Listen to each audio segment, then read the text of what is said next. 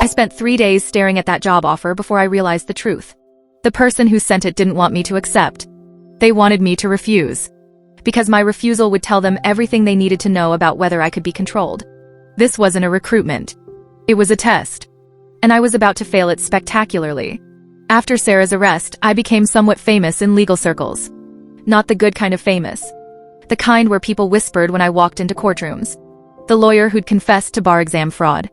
The attorney who'd been manipulated by a criminal network for 12 years without realizing it. My suspension from practicing law was still pending the Bar Association's investigation. I couldn't take new clients, couldn't appear in court, couldn't do anything that required an active law license. But I could still think like a lawyer. I spent those 3 days researching the law firm that had sent me the job offer. Whitmore and Associates was one of the most prestigious firms in the world, with offices in 20 countries and clients that included Fortune 100 companies, foreign governments, and billionaire entrepreneurs. On paper, everything looked legitimate. High-profile cases, impressive win rates, partners with impeccable credentials. But when I dug deeper, patterns emerged. Cases that should have been lost were won on technicalities.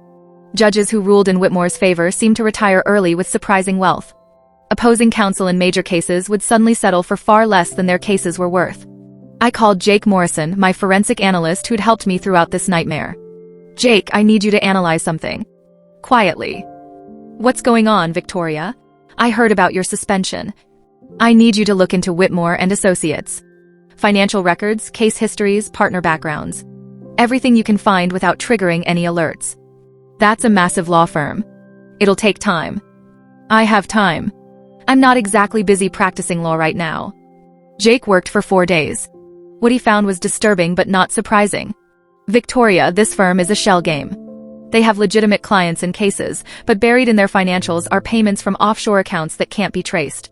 Millions of dollars flowing in and out with no clear business purpose. Money laundering? Possibly. But more interesting is the pattern of their case assignments. They seem to know in advance which judges will be assigned to cases. They file motions at specific times to ensure favorable assignments. It's like they have inside information on court scheduling. Which means they have people inside the court system. Exactly.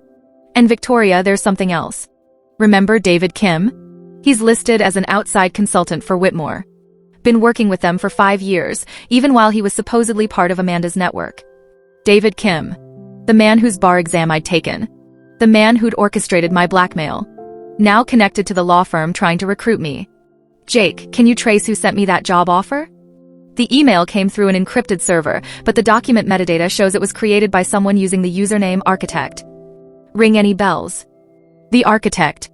I'd heard that name once before, in a recording from Amanda's prison conversations.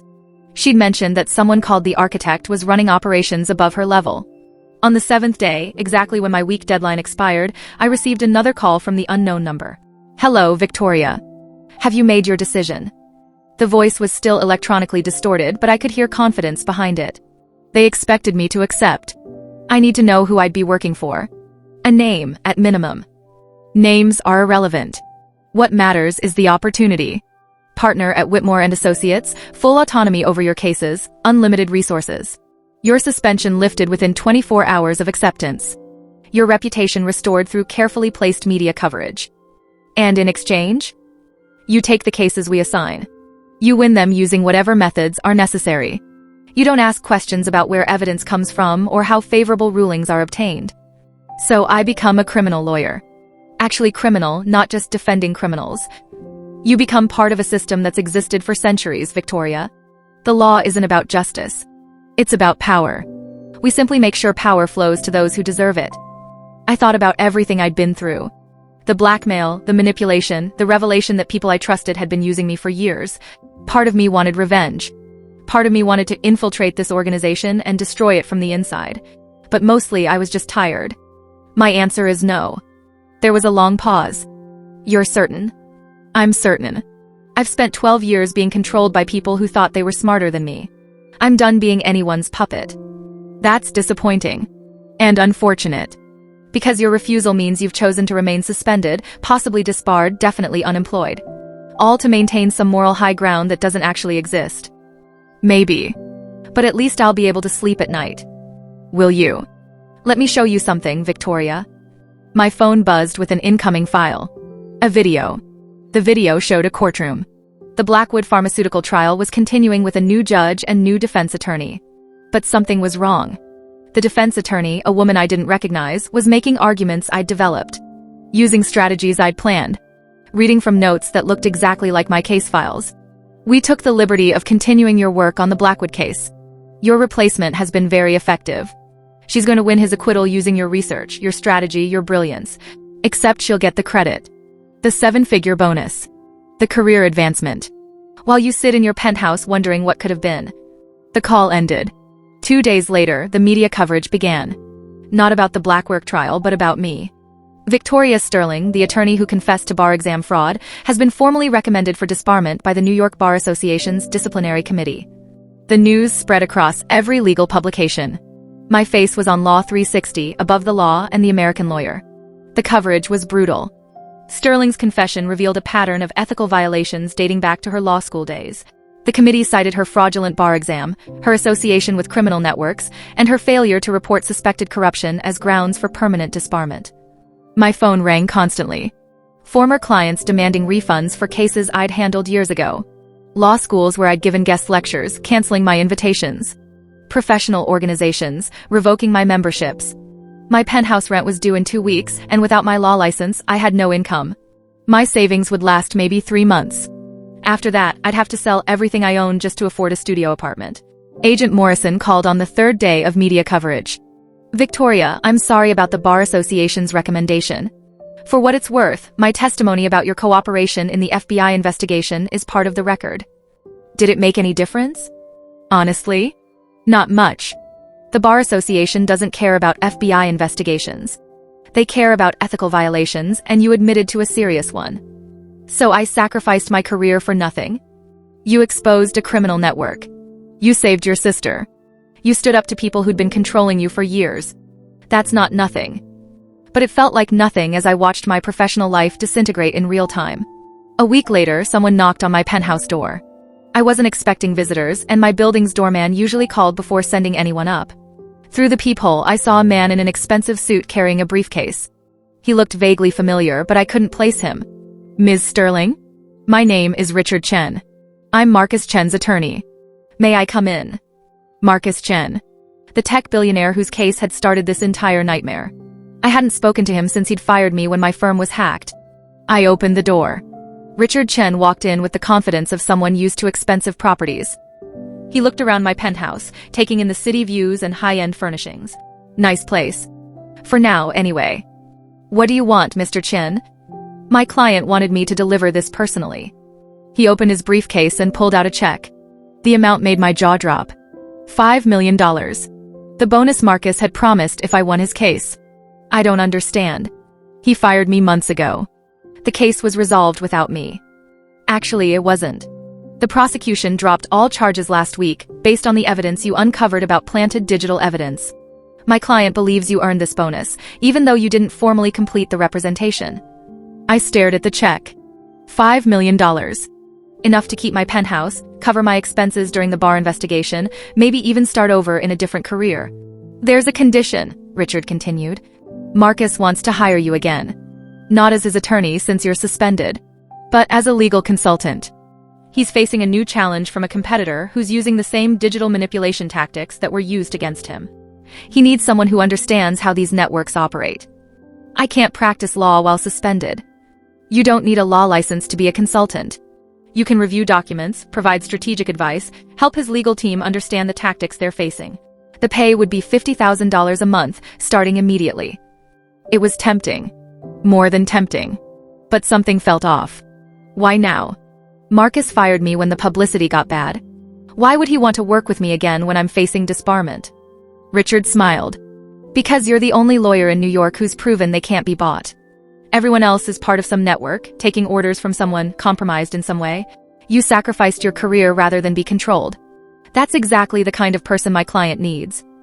After Richard left, I did something I should have done immediately. I called Marcus Chen directly. Marcus, did you send your attorney to my apartment with a check? Victoria? No, I haven't spoken to Richard in months. What are you talking about? My blood went cold. Someone claiming to be your attorney just offered me $5 million and a consulting job. That's impossible. Richard's been in London for the past 2 weeks on a different matter. And I certainly didn't authorize any payments to you. I looked at the check still sitting on my coffee table. It looked real. The signature looked authentic. But if Marcus hadn't sent it... Victoria, you need to be careful. Someone's impersonating my attorney. That check is probably fraudulent. If you deposit it, you could be charged with bank fraud. I hung up and immediately called Agent Morrison. We have a problem. Someone's trying to set me up for bank fraud. Morrison arrived within an hour with a forensic team. They examined the check and Richard Chen's business card. This is sophisticated, one of the agents said. The check has correct routing numbers, proper security features, everything looks legitimate. But the account it's drawn on doesn't actually belong to Marcus Chen. It belongs to a shell company in the Cayman Islands. So, if I'd deposited it? You would have been arrested within 48 hours. Fraudulent deposit, bank fraud, possibly money laundering. With your current legal troubles, you'd have been looking at serious prison time. Morrison pulled me aside. Victoria, someone really wants to destroy you. Not just your career, but your freedom. This is the third attempt in 2 weeks. Third. The job offer from Whitmore was the first test. This check was the second attempt. We intercepted the third one. Someone tried to frame you for witness tampering in Sarah's case by sending fake emails from your computer. Fortunately, we were monitoring your digital footprint and caught it. I sat down, feeling the weight of it all. They're not trying to recruit me anymore. They're trying to eliminate me. Exactly. You know too much. You've exposed too many of their tactics. You're a threat. That night, I couldn't sleep. I kept thinking about the pattern of attacks. The job offer, the fraudulent check, the witness tampering frame-up. Each one was designed to either control me or destroy me. But why both? Why offer me a job and then try to frame me for crimes? Unless there were 2 different organizations fighting over me. I called Jake Morrison at 2 a.m. Jake, I need you to analyze something. The job offer from Whitmore, the fraudulent check, and the witness tampering emails. Can you find any connection? He was awake. Jake worked odd hours. Give me an hour. An hour later, he called back. Victoria, they're from different sources. The Whitmore job offer came through servers connected to the architect's network. But the fraudulent check and witness tampering attempts? Those came from a completely different group. Different encryption methods, different routing patterns. So there are 2 organizations. At least 2. One wants to recruit you. The other wants to eliminate you. And they're both using increasingly aggressive tactics. The next morning, I received a package at my door. No return address, hand-delivered by a courier who disappeared before I could ask questions. Inside was a single document. A comprehensive dossier on Whitmore and Associates, including evidence of bribery, money laundering, and obstruction of justice. Everything I'd need to destroy them. There was also a note. Use this and you'll make powerful enemies. Hide it and you'll be safe. Your choice. But choose quickly. One of these organizations will win the war for control of the legal system. The only question is whether you'll help decide which one. A friend. I spread the documents across my dining table, studying the evidence. Names of corrupt judges, financial records showing bribes, case files proving systematic manipulation of the justice system. If I gave this to the FBI, I could potentially bring down Whitmore and Associates and deal a serious blow to the architects' network. But I'd also be choosing a side in a war I didn't fully understand. The organization trying to eliminate me might be even worse than the one trying to recruit me. My phone buzzed. Another anonymous text. You have 48 hours to decide. Give the documents to the FBI and you'll never practice law again. We'll make sure of it. Hide them and your bar suspension will be lifted next week. We can be allies or enemies, Victoria. Choose wisely. I looked at the documents, then at my law license hanging on the wall. Suspended. Possibly gone forever. Everything I'd worked for, destroyed. My career, my reputation, my future. All gone because I'd refused to be controlled. But as I sat there in my penthouse overlooking Manhattan, I realized something important. I was free. For the first time in 12 years, nobody controlled me. Nobody owned me. Nobody could make me do anything I didn't want to do. The question was, what did I want to do with that freedom? Destroy the networks and lose everything permanently? Or hide the evidence and rebuild my career on compromised ground? I picked up my phone and started typing a message to Agent Morrison. My finger hovered over the send button. And then my apartment went dark. Not just dark, a complete power outage. Emergency lights didn't kick in.